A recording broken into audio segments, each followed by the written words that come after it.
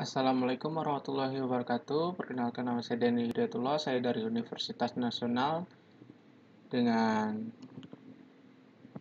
Fakultas Teknologi Komunikasi Informatika dari Sistem Informasi. Saya di sini akan mengerjakan ujian tengah semester dari mata kuliah Rekayasa Perangkat Lunak Sistem Informasi K.01. Itu sebagai berikut. Nomor 1, jelaskan tahapan di dalam SDLC. Sini saya akan menjelaskannya. Tahapan yang pertama itu adalah menganalisa sistem. Jadi di mana sistemnya itu dianalisis gitu. Dengan dijalankan nantinya supaya analisis itu berupa kelebihan dan kekurangan sistem serta fungsi sistem hingga bisa dapat memperbaharui apa yang telah diterapkan. Nah, bagian ini termasuk dalam bagian perancangan. Jadi, bagian ini termasuk dalam perancangannya itu ialah alokasi sumber daya, perancangan kapasitas, penjadwalan proyek, estimasi biaya, dan penetapan. Dengan demikian, hasil dan tahap perancangannya ialah rencana proyek, jadwal, estimasi, biaya, dan ketentuannya. Idealnya, pada manajernya itu pada proyek ini dan pengembang dapat bekerja sama dengan maksimal dalam di tahapan analisa ini. Dengan tahap yang kedua itu adalah tahapan perancangan sistem. Pada tahapan ini adalah setelah perancang dan pengembang dapat memulai dalam pendesain software. Nah, tahapan ini akan menghasilkan prototipe dan beberapa output lain meliputi dokumen berisi desain, pola, komponen, dan yang diperlukan untuk mewujudkan proyek tersebut. Nah, setelah spesifikasinya, kemudian dilakukan perancangan sistem sebagai tahapan kelanjutannya. Tahapan ini ialah tahap di mana seluruh hasil analisis dan pembahasan tentang spesifikasi sistem diterapkan menjadi rancangan atau cetak biru sebuah sistem. Nah, tahap ini disebut juga sebagai cetak biru, di mana sistem sudah siap untuk dikembangkan mulai dari implementasi, analisis sistem, hingga tenaga pendukung sistem yang akan dikembangkan. Pada tahap ketiga yaitu tahap pembangunan sistem. Nah, di sini pengembang sistem ialah tahap di mana membuat rancangan lalu diimplementasikan menjadi sistem yang utuh dan dapat digunakan. Jika diibaratkan bangunan, tahap ini merupakan tahap membangun. Nah, tahap ini memakan waktu yang memang cukup lama, memang karena akan muncul kendala-kendala yang baru yang mungkin dapat menghambat jalannya pengembangan sistem. Nah, pada tahap ini, sebuah perancangannya itu bisa berubah itu biasanya itu memang sudah biasa dilakukan oleh para analisis dan pengembangnya gitu. Sudah pasti di tengah-tengah jalan itu sudah pasti ada banyak perubahan-perubahan pada sistemnya. Terus tahap selanjutnya itu adalah memproduksi perangkat lunak di bawah proses pengembangan menurut metodologi yang sudah digunakan. Tahap ini dapat dilakukan dengan cepat. Output yang dihasilkan pada tahap ini yaitu adalah perangkat lunak yang telah berfungsi dan siap diuji. Nah, yang keempat itu adalah tahap pengujian sistem. Nah, setelah itu setelah dikembangkan, sistem harus melalui pengujian. Nah, tahap pengujiannya itu sistem harus dijalankan untuk mencoba apakah sistem yang dikembangkan dapat bekerja optimal atau tidak.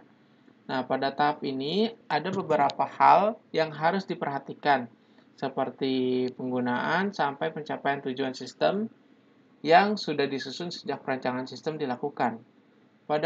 Jika ada kesalahan, tahap pertama hingga 4 harus diperbarui, diulangi, ataupun dirombak total. Nah, pada tes pengujian yang harus dilewati antara lain kualitas kode, terus tes fungsional, tes integrasi, tes performa, dan tes keamanan. Untuk memastikan pengujiannya berjalan dengan teratur, tidak ada bagian yang dilewati. Tes dapat dilakukan menggunakan perangkat continuous integration setiap kode chipnya. Jadi dari tahap ini akan dihasilkan perangkat lunak yang telah dites dan siap untuk disebarkan ke dalam proses produksi. Nah, pada tahap implementasi, itu tahap kelima, yaitu adalah pemeliharaan merupakan tahap akhir pada pembuatan SDLC. Nah, di tahap ini, sistem sudah dibuat, sudah diuji juga, lalu dan dipastikan dapat bekerja optimal.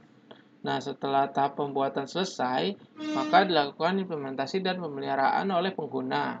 Pemeliharaan sangat penting untuk memastikan sistem bekerja dengan optimal setiap saat. Nah, terus untuk implementasi langkah yang harus dilakukan adalah sebagai berikut, yaitu melakukan survei dan penilaian terhadap kelayakan sistem yang sudah dikembangkan, terus menganalisis dan mempelajari sistem yang sudah ada dan berjalan. Ketiga itu melakukan pemecahan masalah dan pengembangan sistem. Yang keempat itu adalah menentukan pengguna hardware dan software yang tepat. Yang kelima itu merancang dan mengembangkan sistem baru. Yang keenam itu memelihara dan meningkatkan sistem yang baru jika diperlukan. Nah, terus pada fase ini disebut juga sebagai tahap penyebaran. Tahap ini adalah software disebarkan setelah melewati proses yang melibatkan beberapa persetujuan manual. Tahap ini dilakukan sebelum menurunkan software ke produksi. Proses penyebaran dapat dilakukan menggunakan application release automation atau ARA. Sebelum masuk ke proses produksi, output yang didapat dari tahap ini ialah perangkat lunak yang siap untuk diproduksi untuk massal. Pada tahap ke-6 yaitu pemeliharaan sistem. Pemeliharaan sistem yang sudah dibuat sangat penting untuk referensi di kemudian hari. Nah, pemeliharaan ialah tahap akhir yang menjadi permulaan fase yang baru, yaitu penggunaan SDLC belum berakhir di tahap ini. Terus software yang dihasilkan harus terus dipantau untuk memastikan ia berjalan sempurna. Terus setelah kerusakan yang ditemukan pada proses produksi harus dilaporkan dan diselesaikan. Jika ditemukan sebelum produksi dan massal, maka ini akan lebih baik daripada menyelesaikan dengan merombak semuanya dari awal ke akhir. Jadi kalau permasalahannya menyelesaikannya tidak dari produksi sebelum produksi dan massal, maka penyelesaian itu akan dilakukan dari awal ke akhir. Jadi dikoreksi lagi dari awal sampai akhir gitu. Yang kedua, nomor 2 itu adalah buatkan tabel tentang perbedaan dari model sistem prototype, waterfall, spiral, dan RAD. Nah, di sini yang pertama itu adalah yang nomor 2 di perbedaan dari model sistem ya.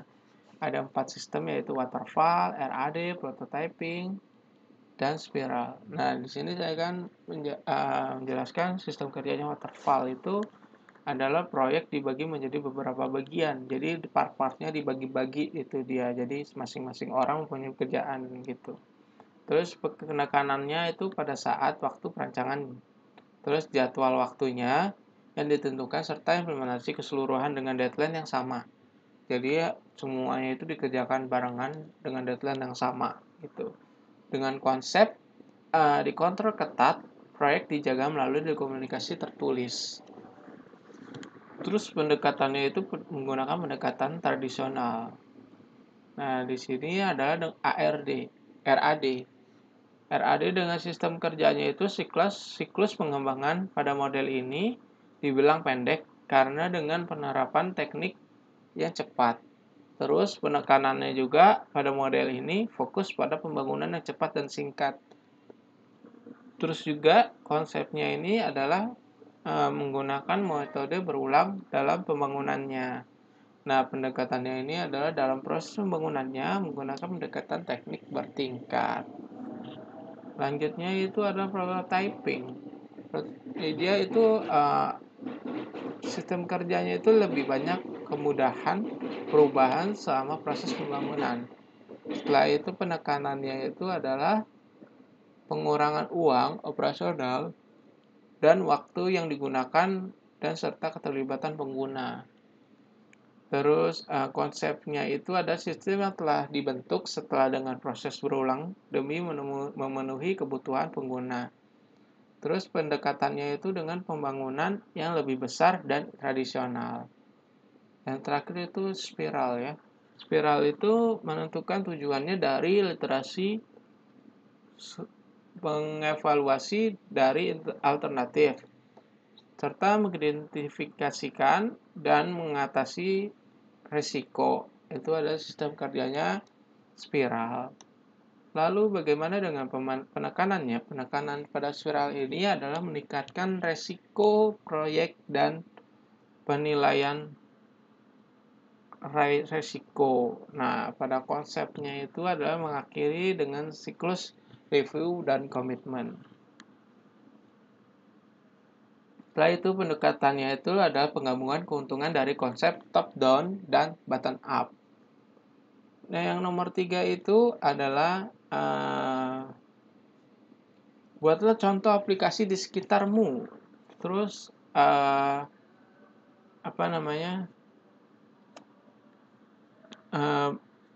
dan di mana kamu berinteraksi dengan model aplikasi tersebut serta model pengembangannya apa yang dipakai dan jelaskan tiap langkahnya. Terus kesulitan apa yang kamu rasakan sebagai pengguna tersebut. Di sini saya akan menggunakan konsep penggunaan metode waterfall dalam membangun sistem informasi penjualan. Pada ini adalah langkah yang awal dilakukan itu adalah analisis kebutuhan perangkat lunaknya. Kita mendesain perangkat lunaknya serta pembuatan kode programnya serta pengujiannya serta pendukungnya serta